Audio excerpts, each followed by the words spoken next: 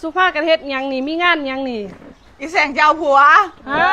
แสงจะเอาผัววะว่าได้ผัวคนไทยมาแสงคือสิเฮ็ดงานเนี่ยปะโทบ่น่าเลยสุภาพกันตื่นตั้งแต่เช้ามึงรู้อีกหน่อยก็ยังบ่ได้อาบน้ำป้าสิเอาผัวยังเอ่ยคือบ่รู้เบิ่งแน่ปะโทผู้ใดมาเอามาหน่อยจักไทยบ้านเดี๋ยวพูดแหละโอ้ยสิเอาผัวก็สิมีแต่ข้าวปุ้นนี่บอกกินเอาเฮ็ดหยังซะนะบุญเดือน6บุญบั้งไฟเดือน6บุญบังไฟเดือน6พี่น้องเอ้ยเฮ็ดเตรียมหับแขกอันนี้ก็เฮ็ดเตรียมข้าวปุ้นอันนี้เฮ็ดหยังข้าวปุ้นวะแม่นจะมีข้าวปุ้นแล้วก็ลาบแล้วก็ต้มแม่นนี่อันนี้ก็กระดูกเอาไว้ต้มเฟอกินเอาบ่มีเนื้อวะโอ้เนื้อเก็บไว้แล้วอ๋อเก็บไว้แล้วเนื้อเสื่องไว้แล้วเนื้อนะมีแต่ข้าวปุ้นนี่แหละปุ้นเนื้อคนใส่กระปุกไว้พูนน่ะตื่นแบบเนื้อเต้เช้าบ่ทันได้อาบน้ำเถอะก็เลยมาเฮ็ดตื่นไปเอา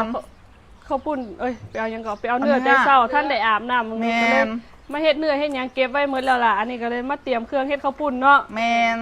ประเภทนี้เพิ่นบุญเดือน6นี่มันต้องมีข้าวปุ้นแม่นบ่แม่นข้าวปุ้นต้องมีเนื้อมีข้าวปุ้นมีเนื้อคือทุกเฮือนแม่นบ่แม่นใดก็คือสิมีแต่เนื้อแต่ข้าวปุ้นเฮือนใดก็ต้องมี2อย่างนี่แม่นบ่แม่นกินเฮือนเฮาก็มีอันนี้กินเฮือนอื่นก็มีอันนี้แม่นเฮาก็สิ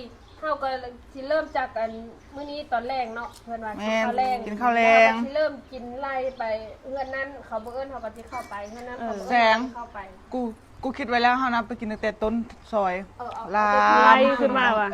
แล้วลุงไปหน้าอีกเนาะแม่นพออยู่หน้าก็มีมาเด้อพี่น้องเด้อผู้ใดอยู่ใกล้มากิน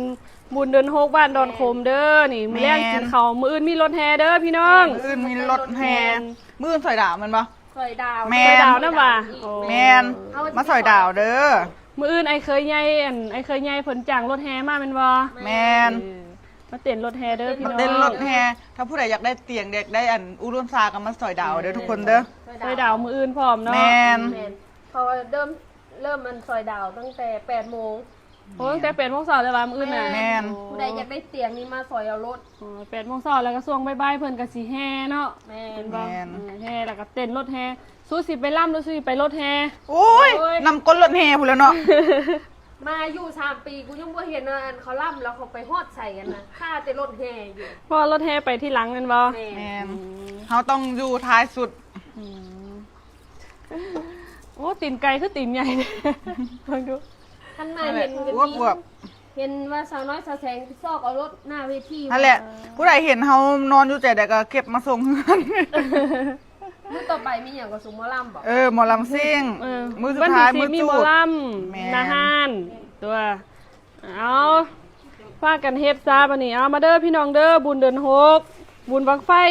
บ้านดอนโคมเด้อได้มากกินอันข้าวปุ้นบ่แซ่บก็ว่าแซ่บเอาเด้อนี่มี2คนนี่ล่ะเฮ็ดน่ะติแม่ครัวแม่ครัวนี่เด้อเอาซ้ำนี่ล่ะ